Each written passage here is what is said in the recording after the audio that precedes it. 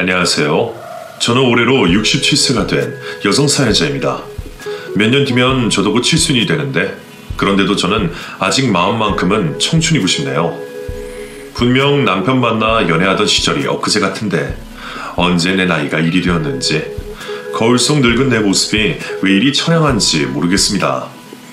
그런 걸 보면 속절없이 흐른 세월이 참 야속하다 싶기도 하고 힘들어서 포기하고 싶었던 지긋지긋한 인생을 참 오래도록 버텼구나 싶어 대견하기도 하고 합니다. 이 나이쯤 먹고 나면 다들 저와 비슷하신 생각들이시겠죠. 더 후회할 것도 없고 남은 인생을 잘 살다 가자고 말이에요. 수십 년간 자식들 낳아 기르며 고생이 많았던 탓인지 저는 앞으로 얼마 남았을지 모르는 인생에 하루하루가 소중합니다. 워낙 뭘 가져보지 못하고 누려보지 못한 불쌍한 인생이라 그런가 이제라도 남들 하는 만큼 행복하고 싶은 생각이 자꾸만 드네요. 생각해보면 저도 참 불쌍한 발자입니다. 이 나이에 주책스럽게 남 탓이나 하고 우는 소리를 하고 싶은 건 아니지만 일찍이 남편 잃고 혼자 자식 키워야 했던 세월이 결코 쉽지 않았거든요. 더구나 병으로 떠난 남편 대신 혼자 책임져야 했던 아이가 5이라니 더 힘들 수밖에 없었네요. 3남 2녀 5남매를 낳아 키운 저는 오로지 자식들만이 제 인생의 전부였습니다. 겨우 20살 나이에 남편 만나서 살림을 차리고 새파랗게 어린 나이에 자식 낳아 10년 사이 줄줄이 5을 낳았습니다. 그렇게 젖될만 하면 아이를 낳고 걸을만 하면 막내가 생기다 보니 제 10년은 아이만 낳아 기르다가 다 지나버렸죠. 누구는 없는 살림에 뭐 그리 자식을 많이 넣냐 나무랐어도 저는 그 아이들 덕분에 행복했습니다. 그때는 그래도 남편이 살아있었기에 자식이 5이던 10이던 남편과 같이 열심히만 하면 걱정 없이 아이를 키울 수 있을 거라 생각했었죠. 그런데 그러다 제가 5째 저희 막내 아들을 낳고 얼마 안 되어 남편이 병을 얻고 말았습니다. 멀쩡하던 사람이 하루아침에 고꾸라져서 꼼짝없이 병원 신세를 지어야 했는데 치료 방법도 제대로 없는 병이다 보니 병원에서도 별 도리가 없었습니다. 그나마 돈이 있으면 신약이라도 써볼 수 있을 거라는데 자식 5 기르며 여의치 않던 형편에 그리 비싼 약을 쓸 수도 없었어요. 결국 가난한 형편 탓에 저희 남편은 제대로 손도 써보지 못하고 병원에서 시름시름 앓다 세상을 떠나고 말았습니다. 그때 제 나이가 겨우 30이었네요. 그렇게 저는 젊은 나이에 과부가 되었고 그 후로 남편 없이 5 아이들을 건사해야만 했습니다. 큰애가 겨우 10살에 줄줄이 1~2살 터울 자식들이 있던 저는 막내 성훈이를 등에 업고 남편의 장기를 치러야 했어요. 막내가 태어나자마자 남편이 아팠던 탓에 상훈이는 지 아빠 얼굴도 제대로 모르고 자랐던 아이였습니다. 게다가 나머지 아이들도 한창 아버지 품이 그리운 나이였는데 그런 저희들이 남편을 보내기에는 너무 이른 때였죠. 아이들이 아빠 찾으며 우는 모습을 보면서 저야말로 정말 울고 싶어졌지만 저는 참아야 했습니다. 그리고 그 후로 어떻게든 5남매 잘 키워보려 정말 이가 갈리도록 열심히 살았어요. 그동안 남편이 회사 다니며 돈 벌어올 때만 해도 저희 식구 먹고 살 정도는 되었는데 가장인 남편이 없으니 제가 가장이 되어야 했네요. 그 사이 남편 병험이 되느라 가뜩이나 여유 없던 집안 가세는 더더욱 기울었고 그런 상황에서 어떻게든 돈을 벌어야 했습니다. 그렇게 저는 자식들 건사하며 살아보려고 산이며 들이며 다니며 나무를 뜯어 팔았고 아이들이 조금 자라면서는 파출부일에 시장 좌판 장사에 별별 일을 다하며 자식들을 키워갔습니다. 그렇게 열심히 하는데도 6 식구 먹고 살기는 참 팍팍하더라고요. 버는 족족 아이들 먹이는데 돈이 들어가다 보니 다른 건 생각하거나 걱정할 겨를도 없었어요. 그나마 다행이라면 제가 철마다 나물 뜯어 장사를 했던 탓에 팔고 남은 나물들로 식탁을 차려 굶어 죽지는 않았다는 것이죠.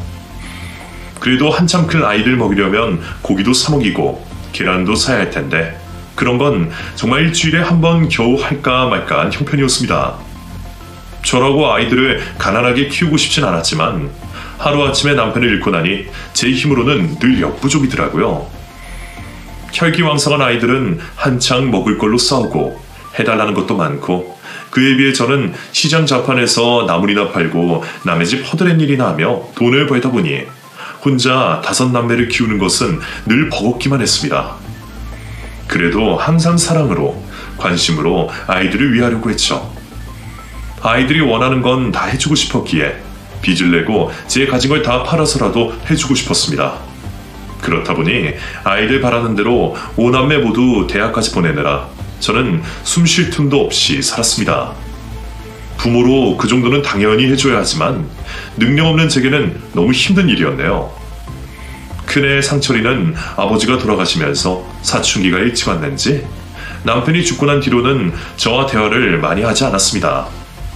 그래도 기특하게 자기가 성공해서 집안 일으켜 세우겠다며 공부를 열심히 하더군요. 그래서 저는 없는 살림에도 장남만큼은 대학에 보내야겠다고 생각했습니다.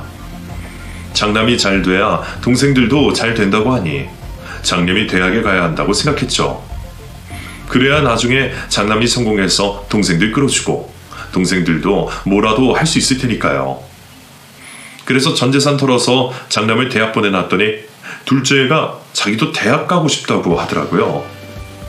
이미 큰애 학교 보내느라 여윳돈이 없어서 포기시키려고 했지만 둘째 상민이의 결심은 완강했습니다. 대학 안 보내주면 죽겠다고 하는 바람에 자식 가슴에 못 박기 싫어 결국 위에서 백방으로 뛰어 겨우 대학에 보내주었죠. 그렇게 큰아이 둘을 대학에 보내놓고 나니 이번에는 그 밑으로 자식들이 눈에 밟히는 겁니다.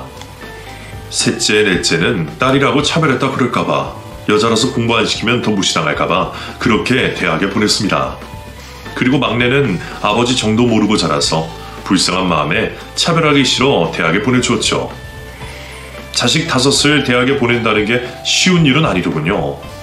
아무리 애들이 공부를 잘하고 장학금을 받아 다닌다고 해도 이래저래 드는 돈은 저 혼자 감당하기 어려운 몫이었어요. 덕분에 애들 학교 보내느라 가진 거 다 팔고 집도 줄이고 제가 다른 일 하면서 주말마다 나가서 막노동까지 하고 별별 짓을 다 해서 기어이 자식들 교육을 시켰습니다. 든든한 힘도 못 떼어주고 재산도 물려주지 못하는 어미이다 보니 교육의 기회라도 줄 수밖에 없었던 거죠. 비록 나는 겨우 시장에서 장사하며 힘들게 살았지만 대학까지 나온 아이들은 좋은 직장에 예쁜 가정 꾸려서 저와는 다른 행복한 삶을 살았으면 싶었거든요. 그렇게 자식들이 자라는 동안 저는 속옷 한 장으로 10년을 나고 얇은 외투 한 벌이 달아 빠질 때까지 5 아이들의 입학식과 졸업식을 맞으며 세월을 보냈습니다. 아이들은 행색이 초라한 어미를 그리 반기진 않았지만 못난 어미는 그런 자식들에게 서운할 마음도 품을 수 없었죠. 그렇게 저를 다 내려놓고 제 속을 갉아먹으며 키운 자식들이었습니다. 그런 자식들이니 저의 인생의 전부라 단언할 수 있었던 거죠.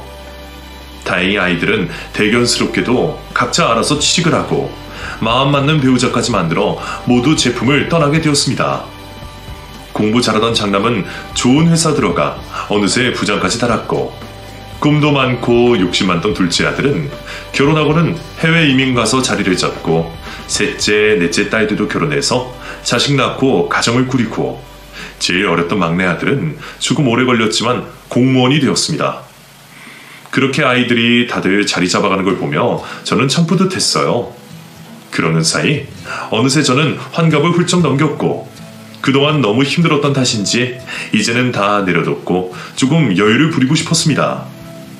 그래서 이제 힘든 일도 그만두고 키워둔 자식들 덕 좀 보고 살까 생각했죠. 그참에 자식들에게 미리 유산 나눠주고 아이들에게 용돈이나 받아 생활해야겠다 싶었어요. 자식들 뒷바라지 하느라 유산이라고 할 만한 건 많이 없지만 어차피 죽고 나면 나눠줄 재산들이니 미리 주는 것도 나쁘지 않다 싶었거든요. 사실 처음부터 제 생각은 아니었습니다. 제가 그렇게 하기로 마음먹은 건 막내 아들 때문이었어요. 막내가 공무원 시험 준비하느라 20대 시절을 다 보내고 30 넘어 겨우 자리 잡고서 다른 아이들에 비해 늦게 장가를 들게 되었거든요. 그래서 막내가 뒤늦게 아들 결혼한다고 하니 뭐라도 해주고 싶었습니다. 다른 아이들이 결혼할 때는 여유가 없어서 얼마 못해줬지만 다른 자식들은 다 자리 잡고 이제 막내 하나 남았으니 제가 가진 거 탈탈 털어서라도 집이라도 얻어줄 생각이었거든요. 그렇다고 먼저 결혼시킨 다른 자식들 차별하려는 건 아니지만 저도 이제서야 여유가 좀 있으니 해줄 수 있었던 거죠.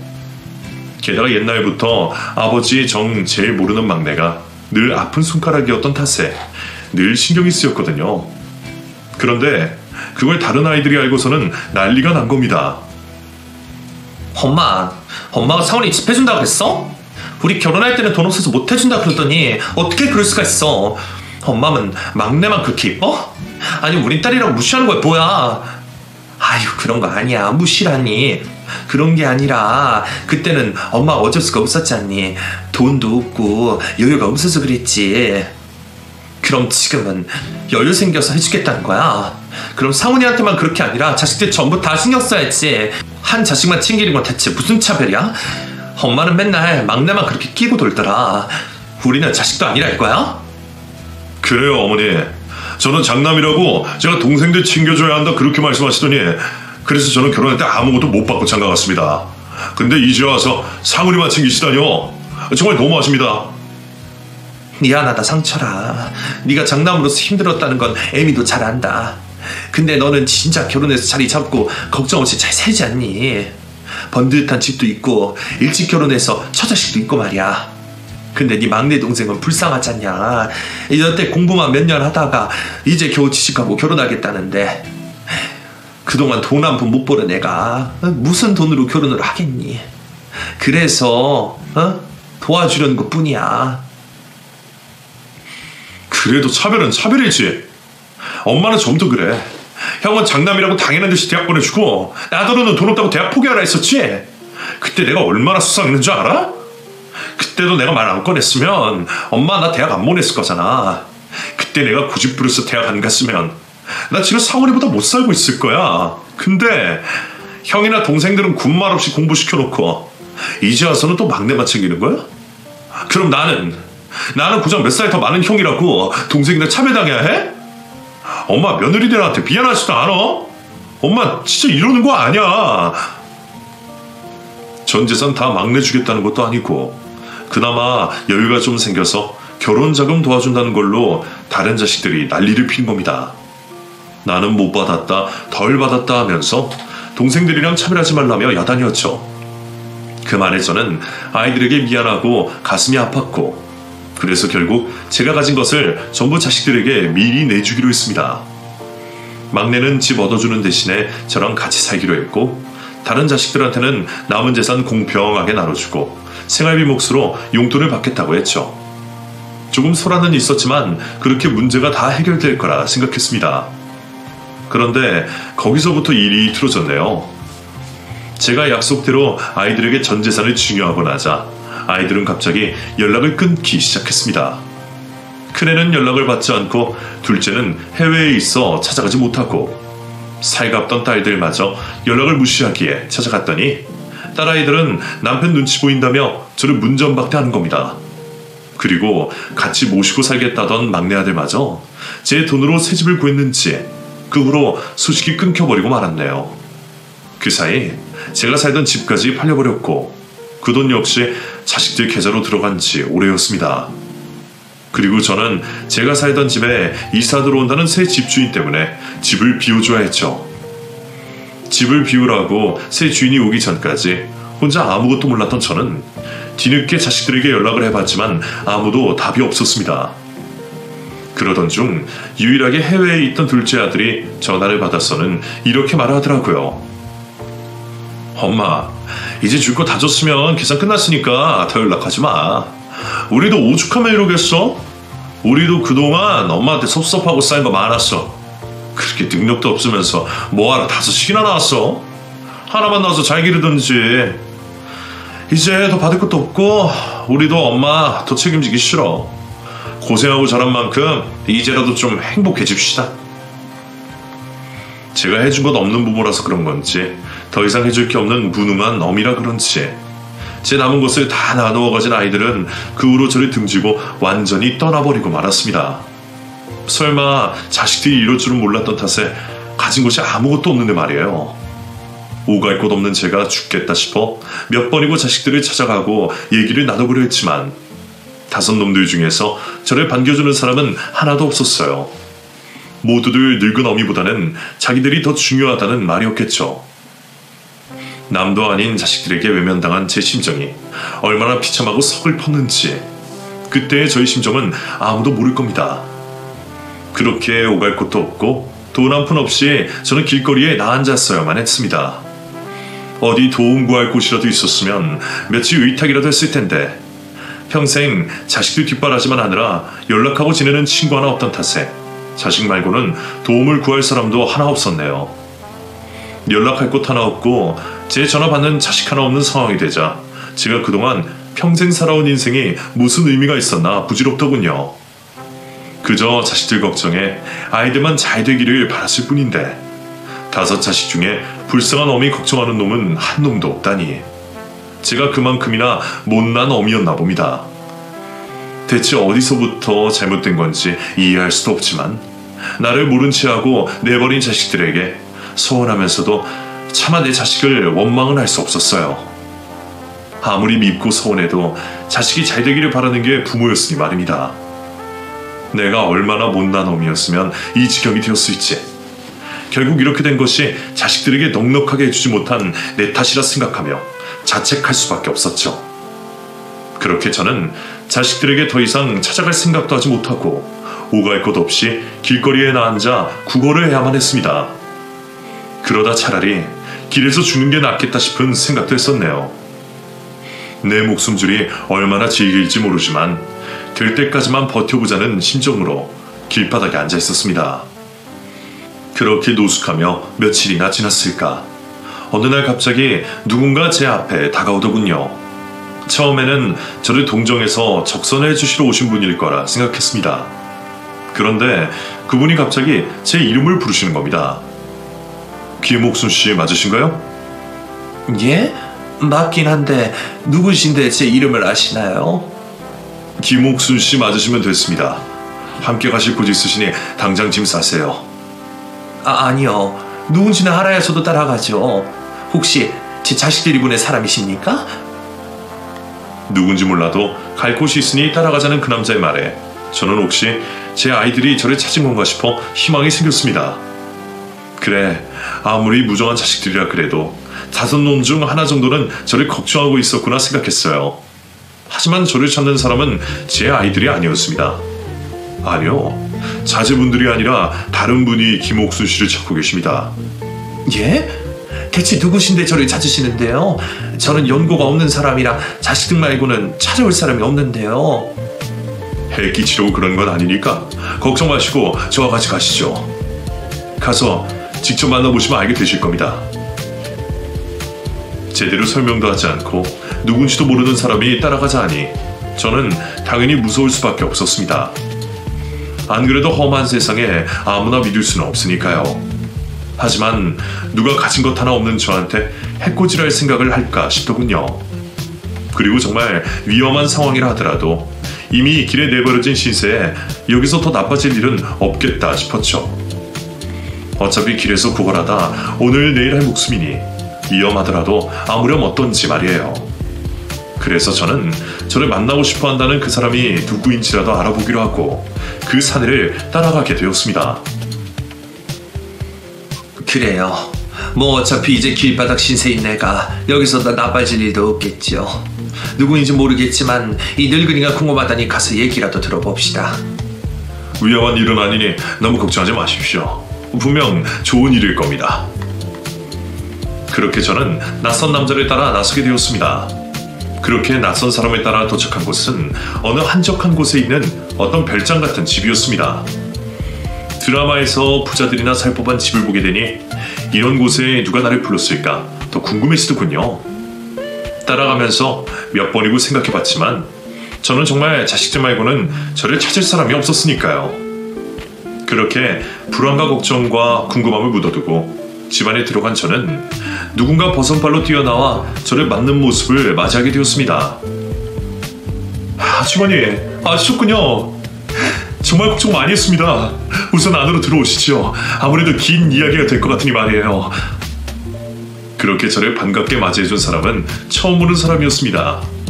나이는 한 30대 후반에서 40대 정도 되었을지 우리 막내 아들뻘 되는 것 같더라고요. 자식뻘 되는 남자가 나를 왜 찾았고 왜 저렇게 반겨주는지 모르겠지만 아무리 봐도 저는 처음 보는 얼굴이었습니다. 그래도 저를 극진히 손님대접해주는 덕에 저도 모르게 긴장을 풀고 안으로 들어가 앉게 되었어요. 혹시 안 오시면 어쩌나 걱정했는데 와주셔서 정말 감사드립니다. 제가 직접 모시러 갔어야 하는데 여의치 않아서 사람을 보내서 죄송스럽네요. 예, 저를 만나시겠다니 궁금해서 따라오기는 했지만 사실 저는 아직도 모르겠네요. 우리가 아는 사이인가요? 아, 역시 아주머니는 저를 기억하지 못하시는군요. 하기야 벌써 30년 가까이 지난 일이니까요. 근데 저는 한 번도 아주머니를 잊은 적이 없었어요. 저를 구해주신 은희신이신데 제가 어떻게 아주머니를 잊겠나요? 예? 흥인이라뇨? 저는 그 정도 말을 들을 사람이 아니에요. 저 혹시 저를 다른 사람이라 착각하신 건 아닌가 모르겠네요. 저는 그냥 시장에서 나물 팔던 사람인데요. 은인이라니 저는 아닐 거예요. 아닙니다. 제가 제 목숨 구해주신 분 얼굴을 잊을 있겠습니까? 아마 그때 제가 너무 어려서 아주머니는 바뀐 얼굴을 못 알아보실 거예요. 하지만 저는 한눈에 아주머니를 알아볼 수 있습니다. 아주머니는 그때의 모습이 그대로 계신걸요. 그 사람은 저를 자신의 목숨을 살려준 은인이라 말했습니다. 그리고는 아주 오래전 제 기억에도 흐릿해진 이야기를 꺼내왔습니다.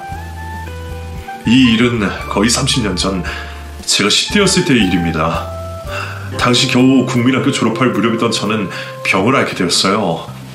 간모세포종이라고 흔하게 간암이라고 하는 병증 중 하나였죠. 사실 저는 어려서부터 건강이 좋지 않았었어요. 선천적인 문제였다고 하는데 일찍 발견했더라면 암까지는 가지 않았을 겁니다. 근데 안타깝게도 제가 어른들에게 관심받고 자란 아이가 아니었거든요. 가난하셨던 제 부모님은 자식 하나 건사하기 힘든 사정이셨고 아픈 자식에게 관심 줄 여력도 형편도 아니셨죠. 그래서 어린 나이에 저는 고아나 다름없이 보육원에 버려져서 자라게 되었습니다. 그러다 보니 아프다고 어디 말할 것도 없고 혼날까봐 아파도 참고 숨기고 그렇게 병을 키우게 됐네요. 그러다 결국 쓰러지고 나서야 암이라는 얘기를 알게 됐는데 이제 겨우 열 몇 살 나이에 암이라니 끔찍하더군요. 병원에서는 좀 일찍 발견했었으면 약물 치료로 나을 수 있었을 거라는데 저는 방치되는 바람에 이식을 받아야만 살 수 있다고 하더군요. 이식만 받으면 생존율이 80% 이상이라 들었지만 그 말이 저한테는 사망 선고나 다름없었어요. 신장 이식이라는 게 쉬운 일도 아니고 아직 어리고 보호자도 없는 제가 이식을 받을 수 있을 거라 생각도 못했거든요. 그렇다고 넋놓고 죽을 수는 없으니 버텼어요. 사람만 있다면 언젠가 운 좋게 공여자가 나타나면 살 수도 있을지 모른다고 생각하면서 말이에요.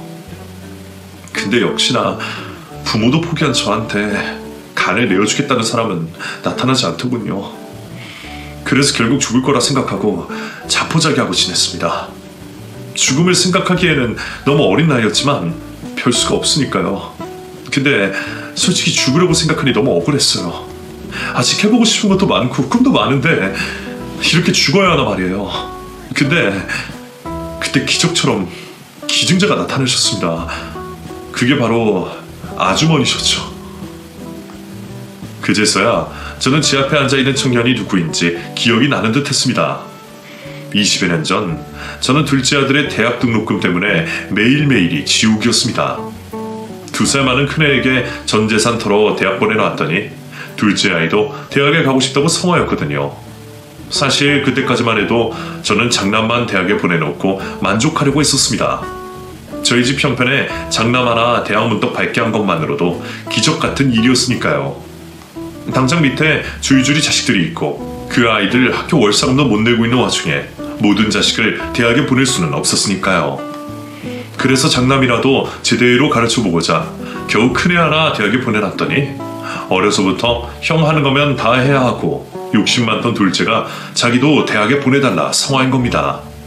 사실 둘째 아이도 공부를 곧잘 하긴 했어요.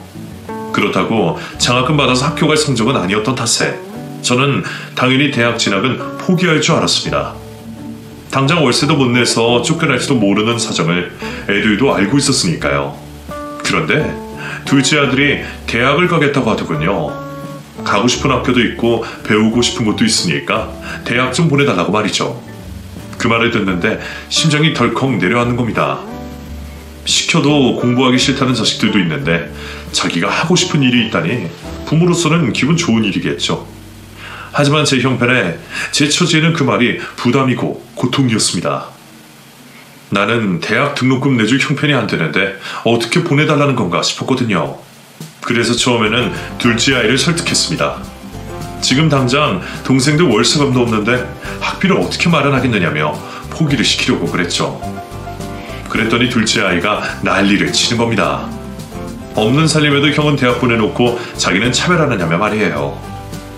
그래도 20살 가까이 나이 먹은 자식이고 밑에 동생들 잘 챙기던 아이여서 제 사정 좀 이해해 주려나 생각했는데 제가 애들을 너무 어른스럽게 봤던 모양이었죠.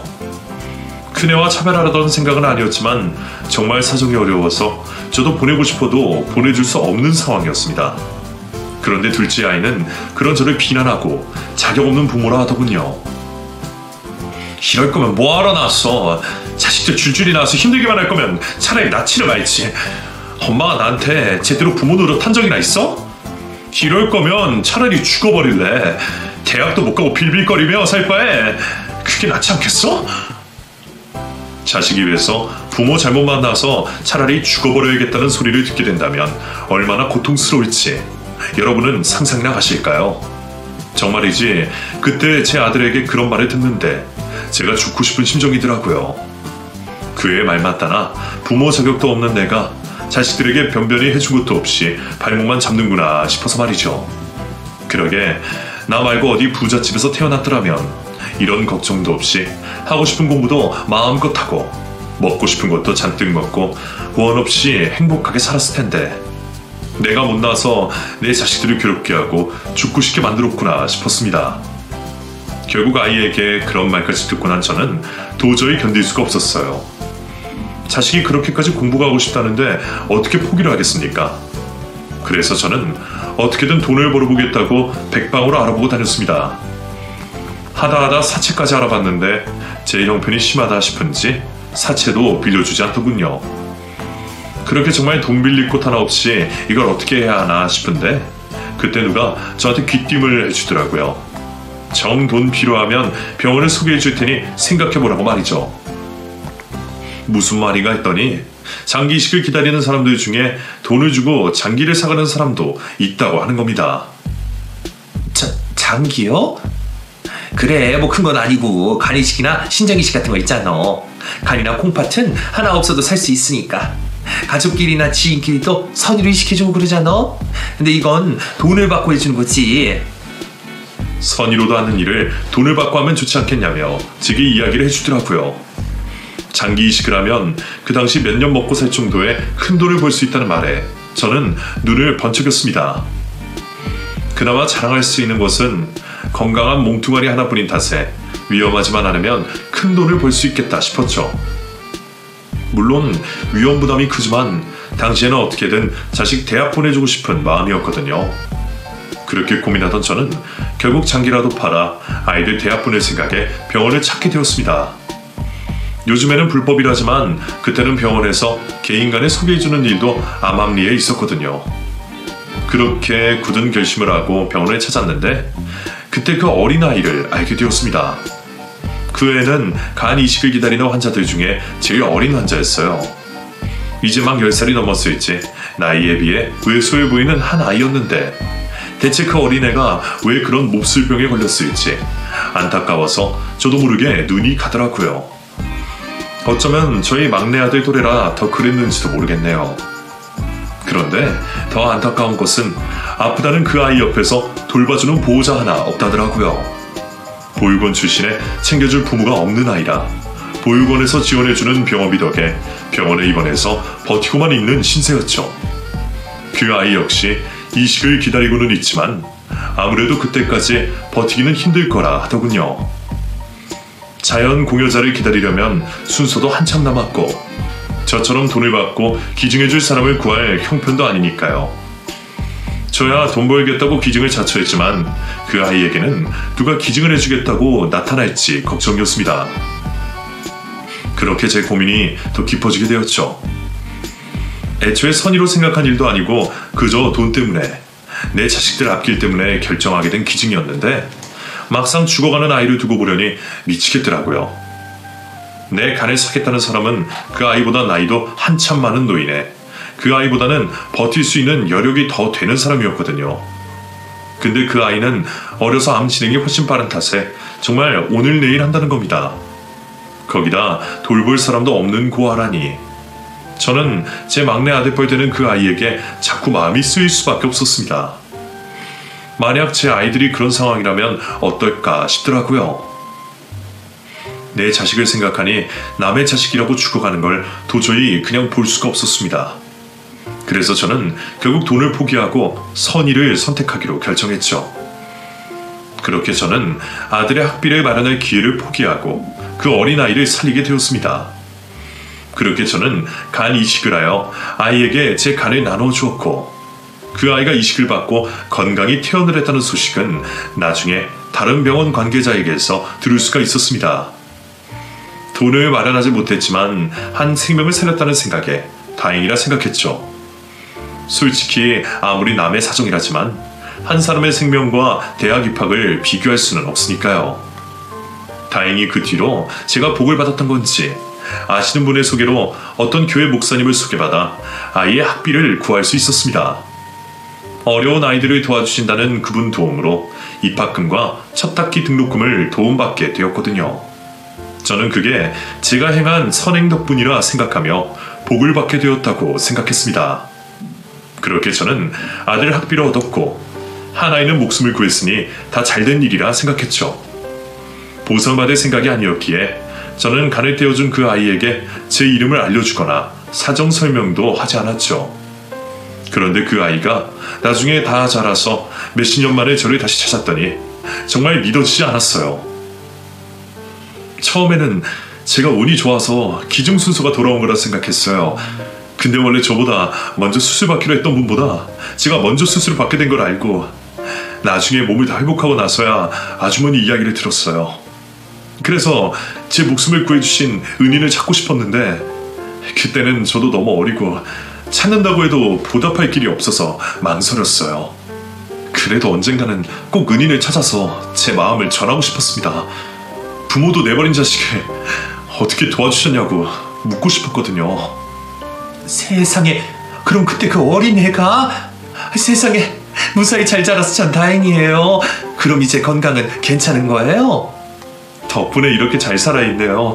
다 아주머니 덕분이에요. 그 후로 저 정말 열심히 살았거든요. 누군가의 도움으로 다시 태어났다고 생각하니 못할 게 없더라고요. 그래서 공부도 열심히 하고 정말 이 악물고 살았습니다. 고아라서 나 같은 건 아무런 희망도 없을 거라 생각했는데 어떻게 해서든 성공해서 꼭 이 은혜를 갚아야겠다 싶었죠. 물론 배움의 길도 막막하고 성공할 방법이라는 것도 없었지만 그때는 그냥 닥치는 대로 열심히 살았습니다. 죽다 살아난 제가 뭔 일 못하겠나 싶었거든요. 그렇게 살다 보니 어느새 남부럽지 않게 돈도 모으고 제 밑으로 따는 식구들도 많아졌네요. 그렇게 제가 살린 그 아이는 제게 은혜를 갚겠다는 일념 하나로 열심히 살아왔고 투자 사업을 하며 지금은 어마어마한 부자가 되었답니다. 고아였던 아이가 이제는 직원 여럿을 둔 회사 사장이 되었고 직원들의 그 식구들까지 먹여 살릴 가족이 많은 사람이 되었죠. 그렇게 놀라운 성공 실화를 듣고 있자니 그게 정말 제 덕인지 믿어지지가 않았습니다. 제가 선의를 베풀었던 게 한 사람의 인생을 바꾸고 이런 놀라운 인연을 찾아줄 거라고는 생각하지 못했으니까요. 그렇게 은혜를 갚기 위해 그 아이는 저를 열심히 찾아다녔답니다. 성공하면서부터는 아주머니를 꼭 찾아야겠다 싶었어요. 별 볼 일 없던 고아 시절에는 만나도 인사밖에 못하겠지만 이제는 아주머니 덕분에 성공하고 여유도 생겼으니 은혜를 갚을 수 있을 거라 생각했거든요. 제가 더 일찍 찾아뵈었어야 하는데 뒤늦게 아주머니를 찾아가 보려니 쉽지 않더군요. 병원 기록에 남겨진 건 이름과 주소밖에 없어서 말이에요. 그래서 한참 동안 찾아다니다가 이제서야 소식을 듣게 되었어요. 근데 집으로 찾아뵈러 갔더니 그 사이 또 사정이 있으셨더군요. 자식분들과 등지고 혼자 떠나셨다는 얘기를 듣고 백방으로 수소문에 다니다가 이렇게 모시게 된 겁니다. 그렇게 나를 애타게 찾았다는 청년은 놀라워하는 제 앞으로 가방 하나를 건네었습니다. 회사원들 들고 다니는 서류 가방을 내밀기에 이게 뭔가 했죠. 이건 제가 제 은인에게 드리는 성의입니다. 한번 열어보세요. 그렇게 열어본 가방 안에는 서류 몇 개와 열쇠가 들어져 있었습니다. 이게 뭐예요? 집 열쇠 같은데. 하나는 아파트 열쇠이고 하나는 가게 열쇠입니다. 증여 준비는 다 끝났으니 준비되어 있는 서류에 도장만 찍으시면 돼요. 그게 무슨 말이에요? 열쇠라니, 서류라니, 이걸 왜 나한테 보여주는지 모르겠네요. 별거 아니고 작은 선물입니다. 지금 지내실 곳이 없으시다는 이야기는 들었어요. 저도 자세히 알고 싶었던 건 아니지만 아주버님을 찾다 보니 알게 돼버렸네요. 그래서 급하게 마련했습니다. 집은 지금 당장 들어가서 지내셔도 되고 서류 정리는 금방 끝날 테니 걱정 마세요. 그리고 가게는 제 마음대로 생각한 건데 일하실 생각이 없으시면 세를 주셔도 됩니다. 요즘에는 100세 시대라고 하니까 적적하지 않으시게 장사로도 하시면 어떨까 했거든요. 뭐 꽃집을 하셔도 되고 찻집을 하셔도 되고 모든 아주머니 마음대로 하셨으면 좋겠어요. 그 젊은 사장은 제게 은혜를 갚겠다며 집과 가게를 주고 싶어 했습니다. 당장 오갈 것 없는 사정에 너무 고마운 일이었지만 저는 무턱대고 그런 큰 선물을 그냥 받을 수가 없었어요. 아닙니다. 받을 수 없어요. 이건 너무 과하네요. 보답받으려고 한 일도 아닌데 성의는 무슨... 제가 여유가 없으면 몰라도 이 정도는 저한테 크게 어려운 일이 아닙니다. 이것도 그냥 당장의 성의 표시일 뿐이고 앞으로도 원하신다면 제가 평생 곁에서 아주머니 보필하고 모시고 싶어요. 그러니까 사양 말고 받아주세요. 솔직히 이런 말씀 부담이시겠지만 저는 아주머니를 제 친부모보다 위하고 있습니다. 자신의 목숨을 살려준 나를 자신을 버린 부모보다 위한다는 그 말에 그 청년의 사정도 나와 참 비슷하구나 싶은 생각이 들었습니다. 저야말로 이제는 자식들이 나보다 못한 사이가 되었으니까 말이에요. 그러고 보면 그 시절 내 아들 대학 등록금보다 남의 자식 목숨값을 귀하게 여긴 덕분인지 저도 결국 가족이 아닌 남의 도움을 받게 되었네요. 이런 보답을 받으려고 그런 건 아니었지만 가장 힘들 때 이런 기적 같은 일이 찾아와 준 건 무척 고마운 일이었어요. 이 나이에 길바닥에서 고생하다 흉하게 떠나느니 나도 조금은 인생을 누려볼까 싶은 생각이 들었죠.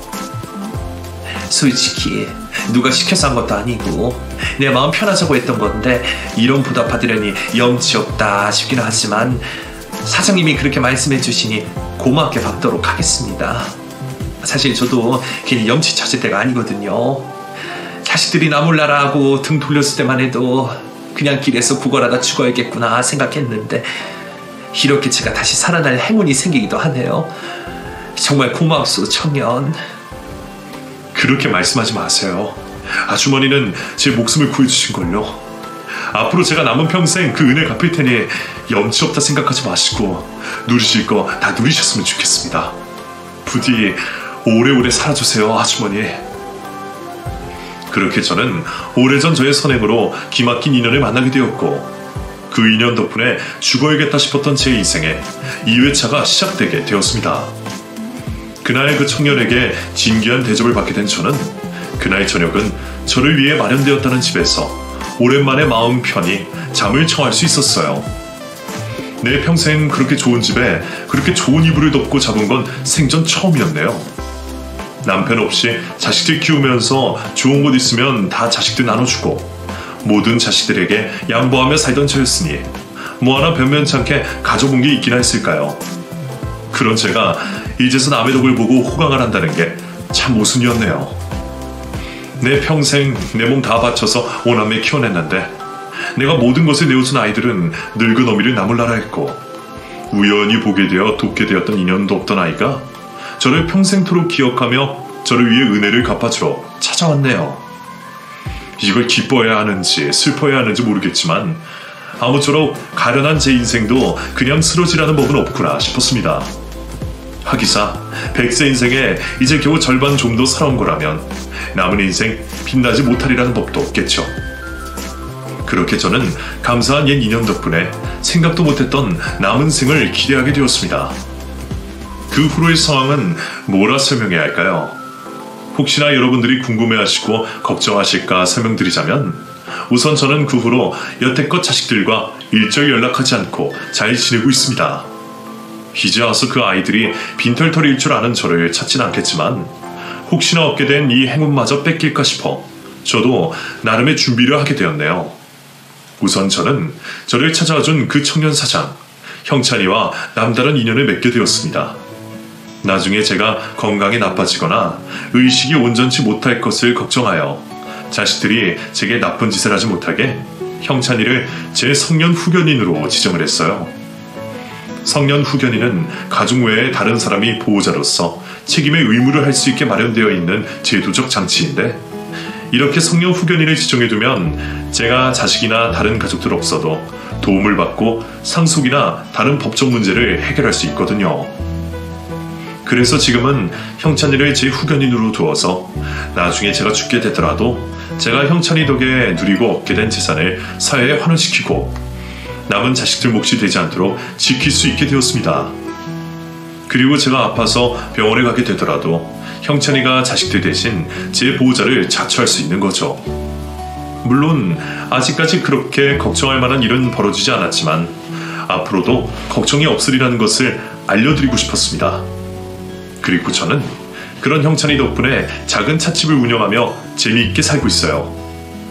평생 못해본 꽃 구경도 원 없이 하고, 얼마 전에는 아들 같은 형찬이와 같이 난생 처음으로 비행기 타고 해외여행까지 다녀왔네요.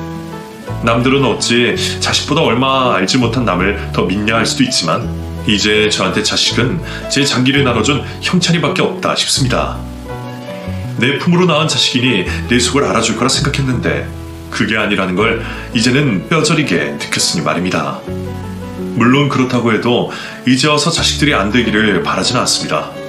저는 여전히 없이 키운 제 자식들에게 미안하네요. 하지만 그렇다고 어미를 내버린 그 아이들을 마냥 품을 수도 없겠죠. 그래서 그냥 이제는 그 아이들에게 저는 없는 사람이 되고, 저도 죽었다 다시 태어나서 다른 인생을 사는 거라 생각하고 각자의 길을 걸으려 합니다. 그럼에도 그 아이들이 잘 되었으면 바란다면 미련할까요? 굳이 아이들이 어찌 사는지 찾아갈 생각은 없지만 잘 지냈으면 좋겠네요. 그래야 저도 혼자 잘 지내는 것이 덜 미안할 테니 말입니다. 나중에 아이들이 제 소식을 알게 된다면 이기적인 엄마라 손가락질할지 모르겠지만, 저는 얼마 남았을지도 모르는 제 인생, 이제라도 좀 사람답게 행복하게 살고 싶습니다. 그럼 여러분들도 아까운 인생,